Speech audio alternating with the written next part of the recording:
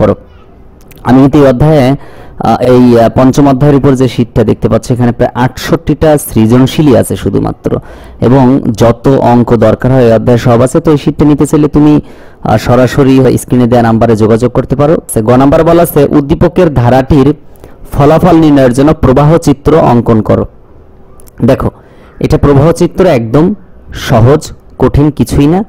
আমি আশা করি প্রত্যেকটা স্টুডেন্টই পারার কথা। ওকে, এখন খেয়াল করো, আমরা যদি হচ্ছে এটার প্রবাহ চিত্র, এই যে প্রবাহ চিত্র অঙ্কন করতে বলছে, তো যদি প্রবাহ চিত্র অঙ্কন করি তাহলে কেমন হবে। তো প্রথমে আমি ব্ল্যাক কালি দিয়ে লিখি। প্রথমে আমরা কি করব, কাজটা স্টার্ট করব। এখানে হয়তো একটু সুন্দর হবে না, তুমি খাতায় যখন আর্ট করবে কলম দিয়ে সুন্দর হবে, কারণ এখানে কম্পিউটার মাউস দিয়ে করা হচ্ছে, তো যে কারণে সুন্দর নাও হতে পারে।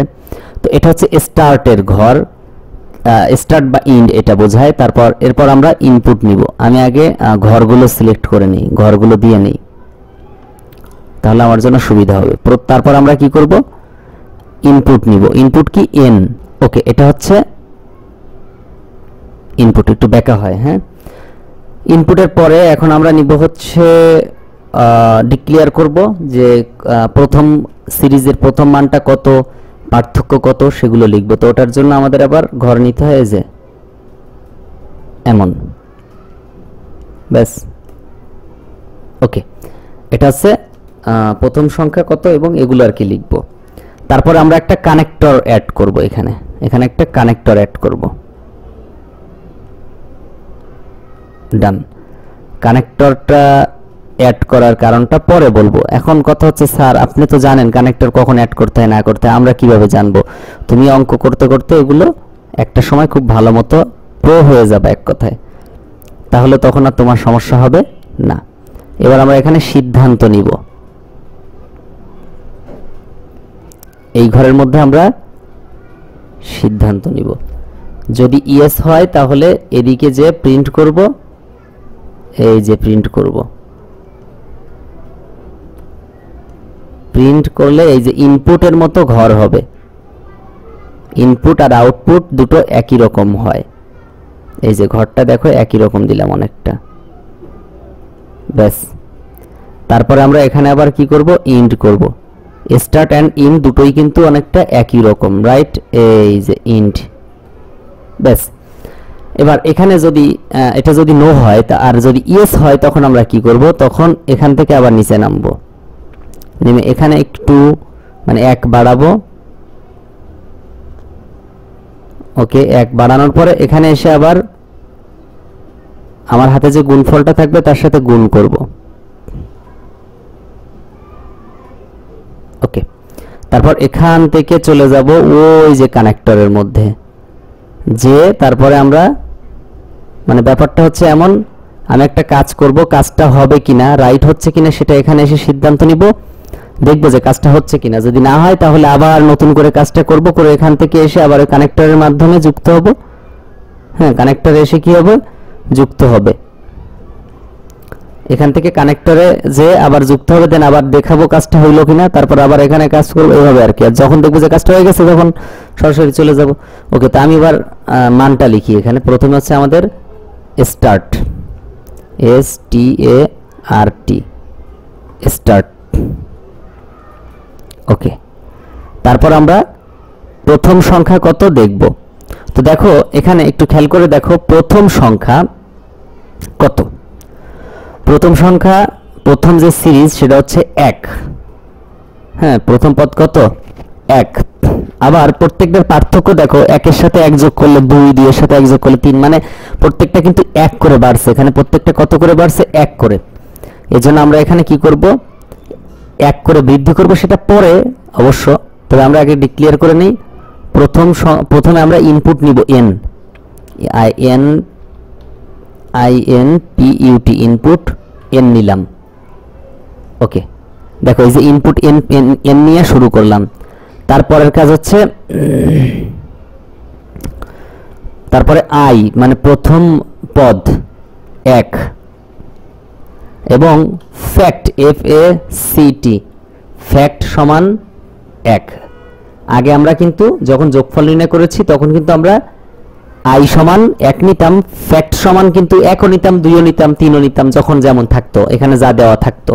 কিন্তু এখন আর মানে এখন আমাদের এখানে দেওয়া আছে 1, এটা ঠিক আছে আগের মতোই, শুধু ফ্যাক্টোরিয়ালটা সাম যখন যোগফল যখন নির্ণয় করব তখন শূন্য থাকে, মানে তখন আমরা এখানে এস লিখি, তখন কি লিখি এস লিখি, এস ইকুয়াল টু 0 লিখি। আর এখন গুণফল নির্ণয় করছি দেখে ফ্যাক্ট সমান 1, এটা মনে রাখবে এবং মুখস্থ রাখবা যে গুণফল নির্ণয় করার সময় 0 1 এবং যোগফল নির্ণয় করার সময় 0। কানেক্টরের পরে আমরা এখানে সিদ্ধান্ত নিব, তো সিদ্ধান্তের ঘরে যাই, যাওয়ার পরে লিখব ইজ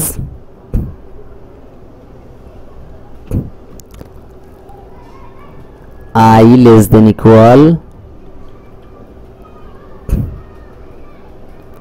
n কিনা, I less than equal n কিনা, এটা আমরা দেখব এখানে। ওকে, সিদ্ধান্ত নেওয়ার পরে যদি দেখি যে না, হ্যাঁ মানে এই আইটা এই যে সিরিজটা একটা সময় বাড়তে বাড়তে বাড়তে বাড়তে যে মানে এন এর সমান অথবা তার চেয়ে ছোট কিনা, যদি দেখি যে এন এর সমান অথবা তার চেয়ে ছোট, তাহলে তো ইয়েস মানে হ্যাঁ ছোট, তাহলে আমাদের আরো কাজ করতে হবে। তাহলে এখানে কি হবে, ইয়েস লিখতে হবে যে হ্যাঁ যদি ইয়েস হয় তাহলে এটার আরো কাজ আছে। কি কাজ আছে, আমরা আবার করে তার সাথে 1 যোগ করব। আমি এখান থেকে কাজটা করে নিয়ে যাই, I equal to I plus 1, মানে 1 করে বাড়বে, এই যে 1 বাড়ালাম। তারপরে আমার হাতে যে গুণফল থাকবে সেই গুণফলের সাথে যোগ করব। তাহলে কিভাবে যোগ করব, FACT, মানে এর আগে আমরা লিখতাম কি লিখতাম বলো তো, sum equal to sum plus I, আর এখন লিখব fact equal to fact into I, fact equal to fact into I. জিনিসটা কিন্তু মাথায় রাখতে হবে তোমাদের, এই ইনটুটা এইভাবেই দিবা, হ্যাঁ fact equal to fact into I. আগে যেমন লিখতাম আমরা এস, এখন লিখব কি আই, ব্যাস fact equal to fact into I. আমি আগে আবারও বলছি, আমরা যখন যোগফল নির্ণয় করব তখন যোগফল মানে সামেশন সাম, তো sum equal to sum plus I লিখতাম, আর এখন গুণফল নির্ণয় করতেছি, গুণ করব, এই জন্য ফ্যাক্ট ফ্যাক্টোরিয়াল মানে গুণফল গুণ, তাহলে fact equal to fact into I. তারপর এখান থেকে চলে যাব আবার কানেক্টরের কাছে, দেন আবার দেখব যে এন পর্যন্ত গেছে কিনা, না গেলে আবার নতুন করে কাজটা করব, 1 বাড়াবো, তারপর আবার গুণ করব, করে আবার চলে যাব। এভাবে একটা সময় যে দেখব যে কিরে এন এর সমান তো না, অথবা এন এর চেয়ে কি বড় হয়ে গেছে, মানে ছোট না সমানও না, তাহলে কি হয়েছে ছোট না সমানও না, তাহলে কি বড়। যখন দেখবো যে হ্যাঁ বড় হয়ে গেছে, তখন আর আমাদের শর্তটা মানে নাই, তার মানে কি হবে নো হবে, কি হবে নো। তাহলে এখানে লিখবো কি নো হলে তখন আমরা প্রিন্ট করব, কি প্রিন্ট করব, সামেশন প্রিন্ট করব, ওই ফ্যাক্টোরিয়াল প্রিন্ট করব, PRINT print FACT print fact মানে ফ্যাক্টোরিয়াল। তারপরে আমরা এখানে কি করব, ইন্ড করব, END ইন্ড, ব্যাস হয়ে গেল। এই যে start input n I equal to 1 factorial on is, এটা পুরোটা এভাবে আর কি আমরা তাহলে সমাধান করব। এবার চলো আমরা এটার যদি সি ভাষায় মানে এই জিনিসটাই সি প্রোগ্রামে লিখব, দেখো। আর এবং আমি যে সমাধান করব সেটা একবারে সফটওয়্যারের মাধ্যমে সমাধান করব, যেন তোমার ভুল হওয়ার সম্ভাবনা একদম 0 লেভেলে থাকে। হ্যাঁ কনফিডেন্ট থাকতে হবে, একটা অঙ্ক শেখার পরে সেটা কনফিডেন্ট থাকতে হবে যে অঙ্কটা তোমার হবে। তো ধারাটির ফলাফল প্রদর্শনের জন্য সি ভাষায় প্রোগ্রাম লেখো। এখন চলো আমরা তো দেখি বাস্তবে যে আসলে স্যাররা অঙ্ক কাটা দেয় কেন, কিভাবে এটা সমাধান করলে ভালো নাম্বার পাওয়া যায় বা কেন এটা ভুল হয়, হ্যাঁ এগুলো দেখব। তো এটা হচ্ছে তাহলে গ নাম্বার প্রশ্নের উত্তর। এখন চলো আমরা হচ্ছে সরাসরি চলে যাচ্ছে আমাদের সফটওয়্যারের মধ্যে চলে আসলাম। এখন আমরা এখানে লিখব। তো এখানে লিখতে গেলে আমাদের কিছু জিনিস একটু ফলো করতে হবে। যে ইউটিউব চ্যানেলটা ওটা হচ্ছে আমার অন্য একটা ইউটিউব চ্যানেল, যেখানে শুধুমাত্র আইসিটি এর সমস্যা সমাধান করা হয়। এবং এই চ্যানেলটা যদি হচ্ছে সাবস্ক্রাইব করে ফেলো এবং লেকচার শিট নেওয়ার জন্য স্ক্রিনে নাম্বারে যোগাযোগ করো। এই চ্যানেলটা সাবস্ক্রাইব করলে হবে কি, পরবর্তীতে শুধু অঙ্কগুলো পেয়ে যাবা আইসিটি বিষয়ে, কোনো ঘাটাঘাটি করতে হবে না, খুঁজতে হবে না। ওকে দেখো এই যে আমি দেখালাম fact equal to fact into I, print F fact, then এই যে একবার এই ফরম্যাটটাই ফ্যাক্টোরিয়াল নির্ণয়ের জন্য একটা সংখ্যার ফ্যাক্টোরিয়াল, মানে আমি এই অঙ্কটা আর কি হুবহু এখানে তুলে দিলাম। ব্যাস এই হচ্ছে আমাদের কাজ।